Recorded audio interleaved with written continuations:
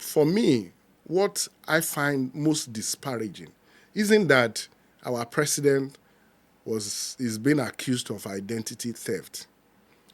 My bother, and which makes me downcast, is that the defense, if you see otherwise respectable, respected men and women in society who defend this. Why do you think they are defending it? Several factors. Ethnicity has to do with it. Political party membership has to do with it. People just believing that we shouldn't rock the boat.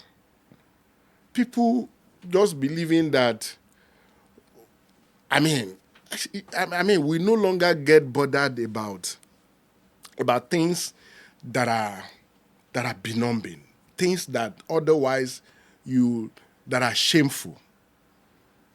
A sense of shame, is like the death of a sense of shame in our people. Should they be shameful?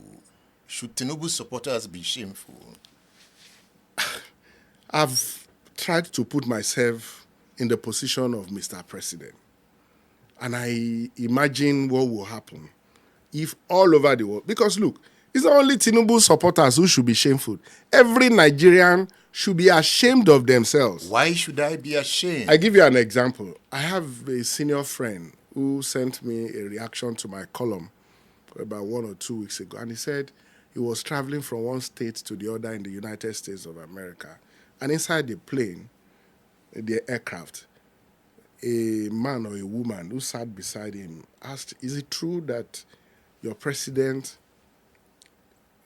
does not have certificate and his name is not his name?" And he felt really very embarrassed. And I felt that right now we should be engaged with issues of development. The economy is almost collapsing. Society is in turmoil. I thought those were the issues that we should be, engaged with.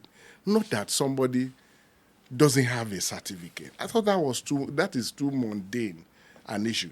It should ordinarily be a mundane issue, because why would you not have a certificate? Does he not have a certificate?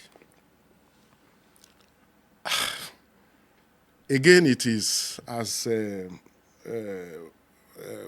what's the name of this man? Curiouser and curiouser. It is to me very curious, and I felt that this was an opportunity for Mr. President to put all the doubting Thomases to shame. And that was why I wrote a piece that I did about 2 weeks ago, that Tinubu must sack his lawyer, his U.S. lawyer, when the lawyer claimed that releasing his results to Atiku will cause him great hardship. And I said, I assumed, who should be interested in flaunting his first-class certificate? Tinubu has flaunted the fact that he had a first class, was the best, one of the best students in his class and all that. And I felt that was an opportunity for him to flaunt it to the world. And then we began to see not only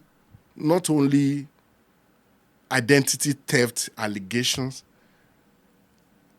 we're also, confronting issues that have to do with the fact that perhaps he was a female, he was actually not the person who went to the university and all that. And for me, this is sickening. It's sickening. I've heard people who call him Amuda. Yes. That's his real name. Yes. That he just all of a sudden became Tinubu. Yes. Is that what these certificates or these academic credentials released recently? Yes, I think that is at the back of the minds of those who are dragging the president. Don't forget that, as taciturn as our people have become in terms of being able to confront evil, many people, those who knew him when he was a young man, many of them are still alive. Those, even here in Ibadan, I know people who knew him in Oshosami, Okeado, Ibadan. And so what I also found very curious is that nobody wants to talk about him. Is it that he has become so powerful? I don't know. People, even his friends, don't want to talk about him. You know, his primary school is something we don't know. Nobody knows. His secondary school. And you see what I even found very, very distressing.